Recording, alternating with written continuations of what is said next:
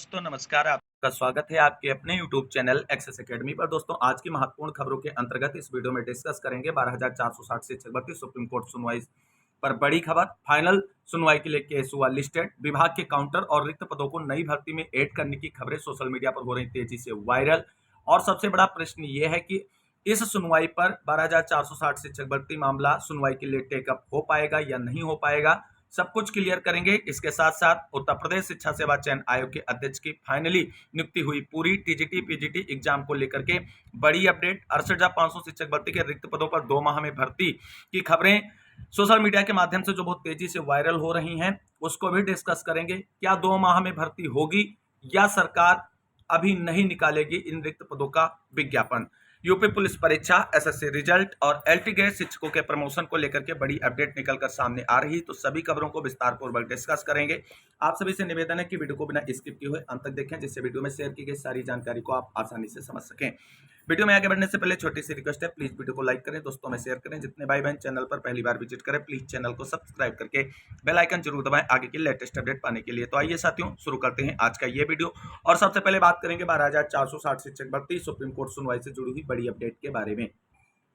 दोस्तों जैसा कि आप सभी लोग जानते हैं, 12,460 शिक्षक भर्ती मामला सुप्रीम कोर्ट में 28 अगस्त को सुनवाई के लिए लिस्टेड किया गया था, लेकिन 28 अगस्त को सुनवाई नहीं हो पाई। फिर अगली सुनवाई के लिए 29 अगस्त को लिस्टेड किया गया और 29 अगस्त को भी केस सुनवाई के लिए टेकअप नहीं हो पाया। फाइनली अब फाइनल हियरिंग के लिए कॉज लिस्ट जारी कर दी गई सुप्रीम कोर्ट की तरफ से। और यहां पर आप सभी को बता दें, आपका केस जो है वो सुनवाई के लिए लिस्टेड हो चुका है। तो दोस्तों यहाँ पर आप सभी लोग देख सकते हैं, सुप्रीम कोर्ट सुनवाई की कॉज लिस्ट आप सभी के सामने है, जो leading SLP Umesh Chandra versus state of UP के नाम से है। डायरी नंबर 14,533 ऑब्लिक 2020 है। ये देख सकते हैं 4/9/2024 को मामला सुनवाई के लिए लिस्टेड हुआ है। Honourable mister justice JK Maheshwari sir and honourable mister justice Rajesh Bindal sir की बेंच में मामले को सुनवाई के लिए लिस्टेड किया गया है। इसका तात्पर्य यह है कि अपना मामला एक बार फिर से सुप्रीम कोर्ट में कोर्ट नंबर 8 में सुनवाई के लिए लिस्टेड हुआ है और आइटम नंबर 109 पर इस बार मामला सुनवाई के लिए लिस्टेड हुआ है। और आपको बता दें, ये मामला पहले फ्रेश केसेस सुने जाएंगे जो लगभग 10 की संख्या में हो सकते हैं, और उसके बाद जो है एडिशनल के केसेस जब सुने जाएंगे उसमें अपना जो है 9 नंबर पर केस लिस्टेड है। तो कुल मिलाकर के अपना मामला जो है फ्रेश केसेस जो भी हो 9-10 वो होंगे, और उसके बाद 101 से 108 तक केस जो है अपने केस से पहले होंगे। कुल मिलाकर के 20 केसेस जो है अपने केस से पहले सुनवाई के लिए लगे होंगे, और उसके बाद अपना केस सुनवाई के लिए टेकअप होगा। चीजें सकारात्मक और अच्छी इसलिए हैं कि यहाँ पर आप सभी लोग देख सकते हैं, फाइनल हियरिंग के लिए केस लिस्टेड किया गया है 4/9/2024। इसका तात्पर्य यह है दोस्तों कि सुप्रीम कोर्ट की तरफ से 12,460 शिक्षक भर्ती मामला अब बहुत जल्द निस्तारित किया जाएगा, और 1 से 2 डेट की सुनवाई के बाद मामला सॉर्ट आउट होता नजर आ रहा है, जिस तरीके से सुप्रीम कोर्ट ने मामले को फाइनल हियरिंग के लिए लिस्टेड कर दिया है। लेकिन दोस्तों अब यहाँ पर एक बात और यह प्रश्न उठता है कि 109 नंबर आइटम पर लिस्टेड होने के बाद क्या मामला सुनवाई के लिए टेकअप होगा या नहीं होगा, तो इस चीज को भी आप सभी लोग समझ लीजिए। तो दोस्तों जिस तरीके से 28 और 29 अगस्त को मामले को सुनवाई के लिए टेकअप नहीं किया गया, अगर उस तरीके से कोई केसेस अपने केस से पहले लिस्टेड होंगे, बड़े केस और फाइनल बहस के लिए लगे होंगे, तो मैराथन बहस अगर किसी केस पर आती है तो अपना केस सुनवाई के लिए टेकअप होने की संभावनाएं कम होंगी। बाकी पूरे प्रबल चांसेस हैं कि 4 तारीख को जो केस सुनवाई के लिए लिस्टेड हुआ है 12,460 शिक्षक भर्ती मामला, वहां पर केस सुनवाई के लिए टेकअप होगा, और केस को एक प्रॉपर समय भी दिया जाएगा सुनने के लिए, क्योंकि अभी कई पक्षों को इस मामले में सुना नहीं गया है, और उन सभी पक्षों को सुनने के बाद ही चीजें डिसाइड की जाएंगी। तो 4 तारीख की सुनवाई के लिए आप सभी को बता दें, पूरी तैयारी के साथ सुप्रीम कोर्ट जाना चाहिए। अपना मामला लंच के अराउंड ही सुनवाई के लिए टेकअप होगा, बशर्ते ये चीज बाधा ना उत्पन्न हो कि जिस तरीके से उस दिन एक ही केस ने पूरे दिन की सुनवाई को कंज्यूम कर लिया था। अगर ऐसा कोई केस आता है तो दिक्कतें हो सकती हैं सुनवाई के लिए, हो सकता है कि केस टेकअप ना हो। हालांकि ऐसे मात्र 20% चांसेस हैं कि कोई बड़ा केस आए, क्योंकि पिछली डेट में जो अपने केस से पहले एक केस लगा हुआ था 109 नंबर, जो इस बार 108 पर लिस्टेड होकर के आएगा, जिसमें 33 एसएलपी कनेक्टेड हैं। अगर उस केस ने ज्यादा टाइम कंज्यूम नहीं किया तो अपना केस 100% जो है टेकअप होगा सुनवाई के लिए, और फाइनल आर्गुमेंट के लिए सभी पक्षों को कोर्ट की तरफ से सुना जाएगा और प्रॉपर समय दिया जाएगा। अगर उस केस ने ज्यादा टाइम कंज्यूम कर लिया तो अपना केस नेक्स्ट डेट के लिए आगे कैरी ऑन हो सकता है। लेकिन कुल मिलाकर के अभी 80% चांसेस हैं कि आपका केस जो है वो सुनवाई के लिए टेकअप होगा और प्रॉपर इस पर आर्गुमेंट भी होगा। अब विभाग के काउंटर और रिक्त पदों को नई भर्ती में ऐड करने की जो खबरें सोशल मीडिया पर चल रही हैं उनको लेकर के क्या अपडेट है दोस्तों, आप सभी को बता दें, बेसिक शिक्षा विभाग उत्तर प्रदेश की तरफ से सुप्रीम कोर्ट में काउंटर फाइल कर दिया गया है। यह बिल्कुल सच खबर है, लेकिन काउंटर सभी लोग अपने अपने फेवर में बता रहे हैं कि फाइल किया गया है। दोस्तों, कुछ लोग कह रहे हैं कि सरकार की तरफ से और विभाग की तरफ से जो काउंटर सुप्रीम कोर्ट में फाइल किया गया है उसमें थर्ड काउंसलिंग को लेकर के प्रयास किए गए हैं और जो है थर्ड काउंसलिंग की डिमांड करेगी रिक्त पदों पर। और कुछ अभ्यर्थियों का यह कहना है कि विभाग का जो काउंटर फाइल हुआ है 12,460 शिक्षक भर्ती मामले में सुप्रीम कोर्ट के अंदर, उसमें थर्ड काउंसलिंग का जिक्र नहीं किया गया है और जो सेकंड काउंसलिंग हुई है उसी के बिहाफ पर मेरिट डाउन करते हुए अभ्यर्थियों को नियुक्ति प्रक्रिया दी जाने की रिक्वेस्ट की गई है और परमिशन लेने का प्रयास किया गया है। चीजें इस तरीके से आगे बढ़ रही हैं, सोशल मीडिया पे खबरें तेजी से वायरल हो रही हैं, लेकिन काउंटर पर जब तक आर्गुमेंट नहीं होता है तब तक सभी पक्ष अपने अपने फेवर में ही काउंटर मानेंगे। अभी आप सभी को बता दें, इस बार जो विभाग ने काउंटर लगाया है उसके बारे में बहुत ओपन होकर के तो नहीं बता सकते हैं सोशल मीडिया पर, लेकिन ये चीज बता दें कि जब आर्गुमेंट होगा तो चौंकाने वाला काउंटर आप सभी को देखने को मिलेगा, जिसकी उम्मीद कुछ लोगों ने नहीं की होगी। ऐसा काउंटर विभाग की तरफ से सुप्रीम कोर्ट में फाइल किया गया है और जब सुनवाई होगी, आर्गुमेंट होगा, तो सारे पॉइंट काउंटर के आप सभी के सामने होंगे, तो स्वतः खुल जाएंगी सारी चीजें। सोशल मीडिया पर शेयर करना उचित नहीं है, क्योंकि कोई चीजें रीओपन करने की भी एक टाइम बाउंडेशन होती है, तो उसको ध्यान में रखते हुए सारी चीजें विभाग के काउंटर के बारे में डिस्कस नहीं कर रहे हैं। फिलहाल एक बेहतरीन काउंटर फाइल किया गया है और ये चीजें आपको सुनवाई के दिन देखने को मिलेंगी। वहीं दोस्तों, सोशल मीडिया पर एक खबर बहुत तेजी से कल से वायरल हो रही है कि 12,460 शिक्षक भर्ती के जो रिक्त पद हैं उन पर ना तो थर्ड काउंसलिंग होगी, ना ही मेरिट डाउन करते हुए नियुक्ति प्रक्रिया पूरी की जाएगी, और जो याची लाभ के लिए बोल रहे हैं तो याची लाभ भी नहीं होगा, और वो रिक्त पद जो है नई शिक्षक भर्ती जो 68,500 शिक्षक भर्ती के पदों के लिए आने जा रही उसमें ऐड किए जाएंगे।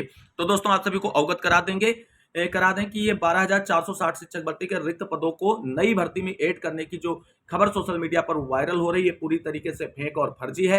12,460 शिक्षक भर्ती के रिक्त पदों को नई शिक्षक भर्ती में ऐड करने की अभी कोई भी खबर निकलकर सामने नहीं आई है, लेकिन अगर सुप्रीम कोर्ट से चीजें डिसाइड होती नजर नहीं आएंगी तो विभाग इस मुद्दे पर बात आगे कैरी ऑन कर सकता है, और क्योंकि विभाग तब तक ऐसा कोई आदेश नहीं कर सकता है जब तक सुप्रीम कोर्ट से उसे डायरेक्शन नहीं मिलता है। और अगर आप सभी को बता दें, ज्यादा खींचतान मचती है सुप्रीम कोर्ट के अंदर, तो विभाग और सुप्रीम कोर्ट दोनों इस भर्ती को सॉर्ट आउट करने के लिए जो नियुक्तियां हो चुकी हैं वहीं पर केस क्लोज करते हुए रिक्त पदों को नई भर्ती में ऐड भी कर सकते हैं। ऐसी कोई बड़ी बात नहीं है।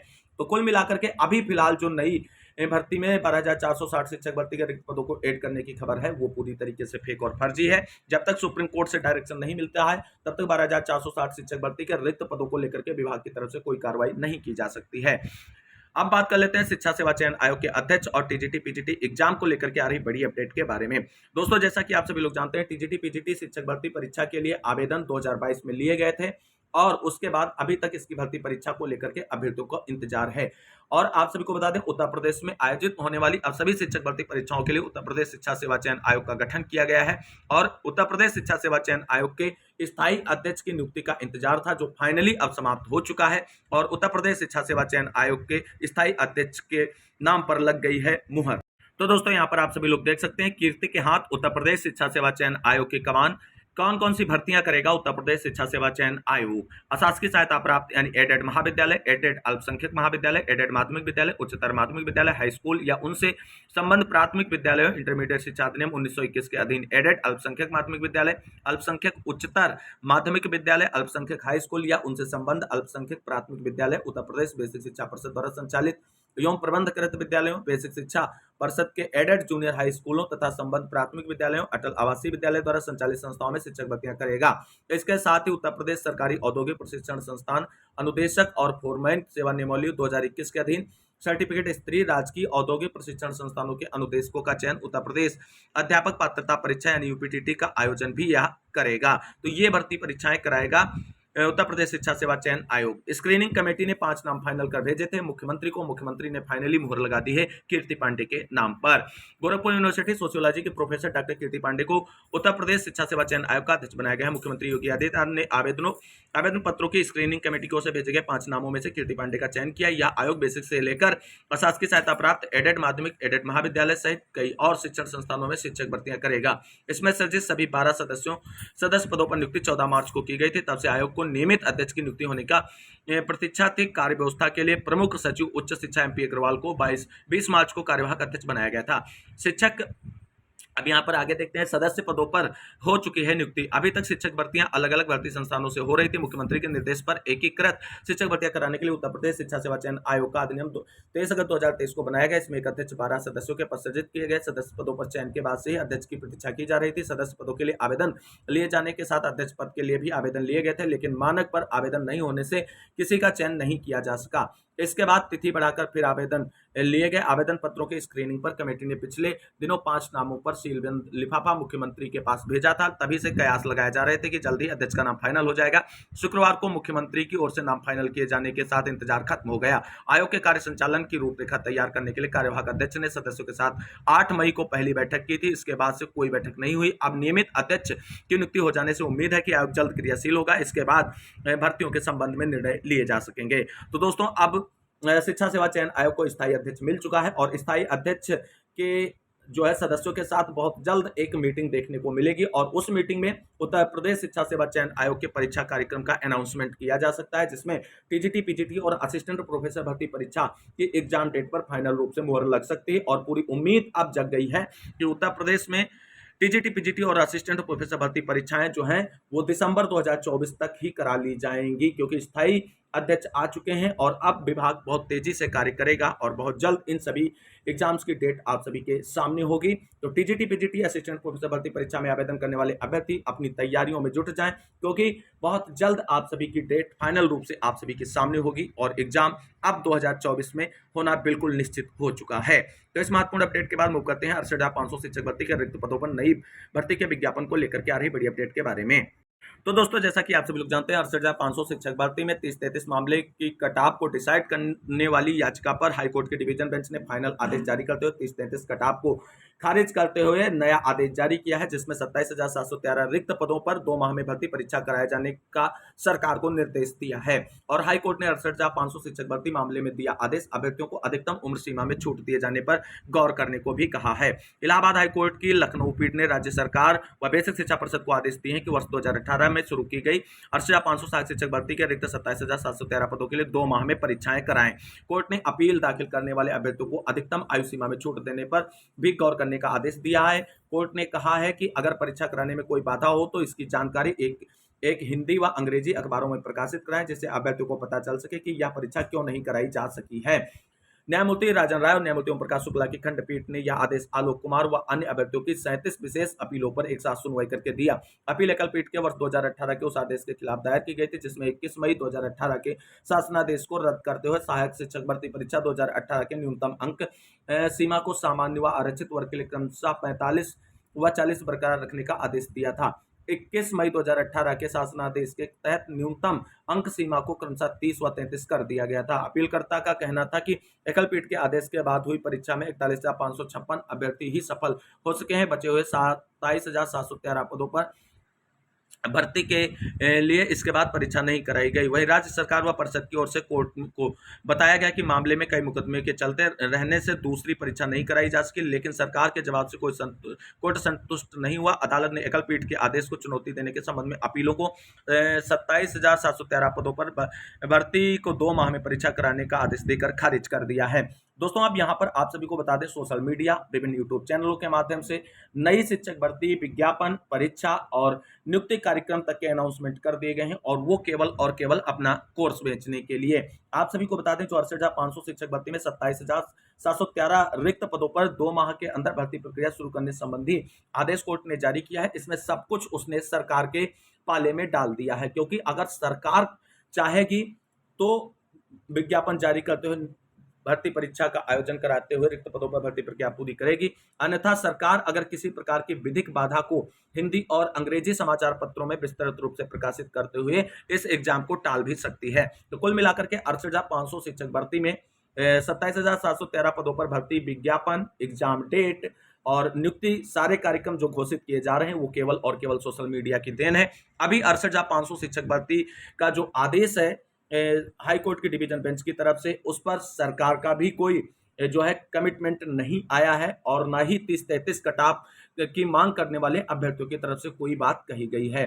अगर यह मामला सुप्रीम कोर्ट में चैलेंज हो जाएगा तो 2 माह क्या 2 साल में भी भर्ती आने की उम्मीद नजर नहीं आएगी।